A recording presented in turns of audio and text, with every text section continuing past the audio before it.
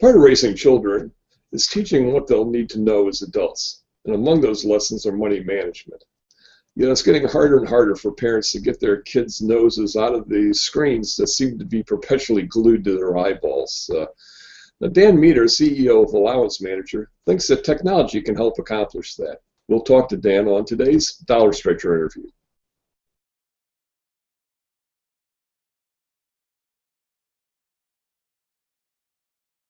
Dan Meader is CEO and founder of Allowance Manager, an app that helps children track their income and expenses. Dan, thanks for joining us today. You're welcome, Gary. It's my pleasure. Thanks for having me.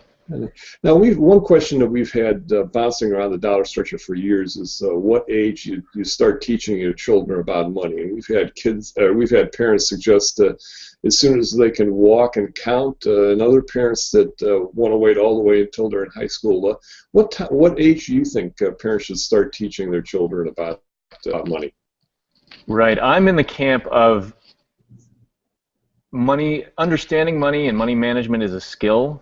And like any skill, it's best learned as early as possible and practiced as frequently as possible. So I would err on the side of saying that we as parents don't give our kids enough credit often for many things about being mature enough to accept them. And so I think that you know, from the age of 5 or 6 even, it's possible for a kid to start developing a sense, this understanding of money. Yeah, well, I mean, if you look at it, as you say, as a skill, you know, whether it's in the kitchen or repairing automobiles, there's different skill sets. And so there's one skill set that a 6-year-old may be able to handle and another that you need to be 15 to handle. That's true. And skills are built upon other skills. You know, you lay a foundation and then you lay more intricate skills on top of those.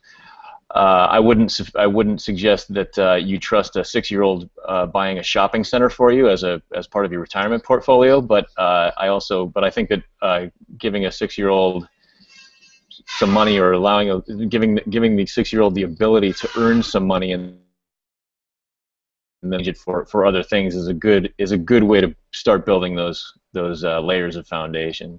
Now, what money principles do you think it's most important for kids to learn before they grow up and leave the nest? Well, I think the most important one really, and this may be because of my own personal experience, is that if you spend a certain money tomorrow, it's simple budgeting skill, and many kids today get themselves into trouble with credit cards, and I'll just tell you a little personal anecdote just to describe why I find this so important. My father, who sort of, like many of us do culturally, insulated me from my own firsthand experience with money, and when I went off to college, which I did a few thousand miles away from where I grew up, he handed me a credit card and he said, you know, please use this in case of emergency, but I want you to have it because I'm not going to be around to help you. And so I took that credit card, and of course that wasn't a credit card that he had created. It wasn't an account that was created for me. It was an account that was his, and it had an adult-sized credit limit on it. And I went to college, and then when I returned home to visit the first time, he said to me, your definition of emergency and mine are completely different. Because I had run up quite a tab, and so I feel that had I had a real firsthand experience, this vital firsthand experience with my own money from a very early age, and had been able to practice it early, I would have developed a sense that, okay, you know, first of all, that's not my money. Secondly, I do have a certain finite amount of money that I have to deal with, and if I spend it once, I can't spend it twice. So that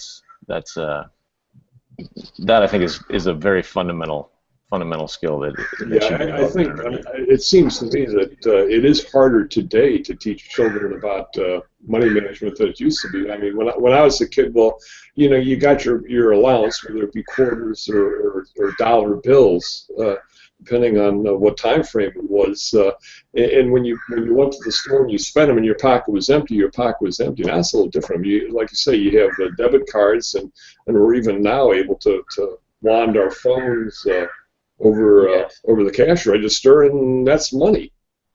That is very true, and we're not as far as I can tell, going to go revert back to a system where we carry more cash. It's more likely that in the near future we will be interacting and transacting digitally, the way that many of us have, the way that the trend has been.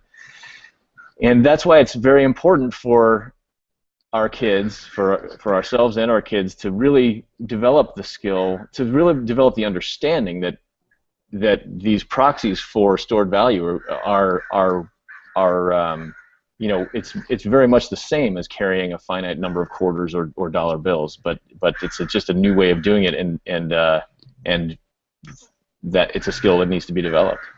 Now, I can picture, though, some people watching this going, well, that's all well and good. I'm a parent. I've got an 8-year-old running around the house, and he's got this iPhone glued to his ear night and day.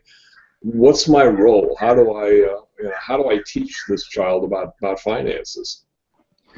Right. Well, gosh. Okay. So I'm a parent. I have 2 kids, and they're actually the creators of Allowance Manager. They're the ones who suggested to me that I created. I have a technical background, having worked for Apple and Adobe Systems for a good long time, and retired to the wine country and done some CTO work. But so those kids, my kids, they're 11 and 12. No, I'm sorry, they're not 11 and 12. They're 13 and 14 now, and I struggle with this myself. My wife and I are constantly saying, "Gosh, get your faces, get your noses out of the screens, the television, the computer, the phone, and the Xbox, whatever you're doing." And they, when we get them to remove themselves from one, they are immediately glued to the next one. And the thing, my concept is, or my perception of that is that their worlds are really going to exist more and more in this. These are tools that they use. So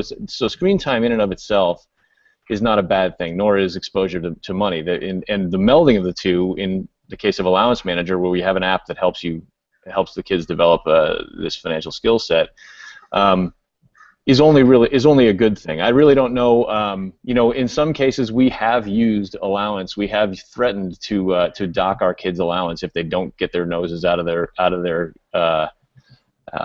screens and go skateboard or something, or go do something outside. But so it can be used for that. I'm not sure that that should be. I think that should be done sparingly. But I don't have the answer to what do we do about screens. Really, I wish I did. I'm not sure anybody has the answer to that one. Yeah. Now, do you think, having had some experience on it, it seems like there's a lot of people. They graduate college and they realize that they just don't understand finances at all. Do you think money is harder for people, especially young people, to learn than other subjects? If they can learn math and social studies, is there some reason that they couldn't learn money? Oh, that's an excellent question. I don't know what makes it challenging, except that it's a prized commodity and that it's charged with a whole lot of emotion. Many times, money is the way that families treat money. The dynamic that they exhibit around money is complex, and so it becomes a topic of an entire college dissertation. But I think that one thing that I lament is that more schools don't simply tie basic arithmetic to the handling of money, because it would do 2 things. It would help advance this financial literacy cause, and it would also give the kids an idea that what they're learning in math class actually has a practical application. And I think that in many cases kids get bored. They say, "Gosh, why am I learning this? It just doesn't make any sense." And well, I can tell you that math is a great tool when it comes to understanding money. So yeah, that sounds like it makes a lot of sense. Now, I know Allowance Manager. As I understand it, what you're trying to do is use kids' love of technology to help move them along in terms of learning and managing money part of their everyday life cycle. Tell us a little bit about Allowance Manager, how it works, and how it helps kids actually learn about the money that they'll have in the rest of their life. Sure. Well, the really cool thing about Allowance Manager is, and this I can't even claim that I realized this when we actually created it, but what I've come to understand is that understanding money is a skill and that it's best learned early and practiced often. And really the purpose of allowance, and allowance is a term that's used by parents and people at least in the United States, to mean kids' money. So that might be money that is simply given to them so that they can get this firsthand experience. It might be money that they've earned by washing the car or mowing the lawn or what have you, but they have some money that is theirs. And generally, the parent is in charge of, I mean, the parent is holding that money. The parent has said, I'll give you $10 for washing the car, and then they don't really do it, but that money is the kid's money, and the parents just happen to be holding it, at least from the kid's perspective. So but allowance really gives the kids firsthand experience with money. The problem has been that most of us parents forget what we're holding for the kids. So if they've washed the car and we said we're going to give them $10, eventually, a month or two later, that $10 has probably not been given to the kid, and therefore the kid doesn't get the experience, the firsthand experience that is so essential to their understanding it, and they have developed a sense that we're not trustworthy, and that's horrible. That's something that I didn't realize either. Now I do. So Allowance Manager is simply a way to keep us parents on track, and to give our kids the sense, some level of faith or some level of confidence that we all know how much we're holding for the kid, and it enables it then provides the facility for that child to learn what they're doing, and so I mean to learn this abstract concept of stored value and develop financial literacy.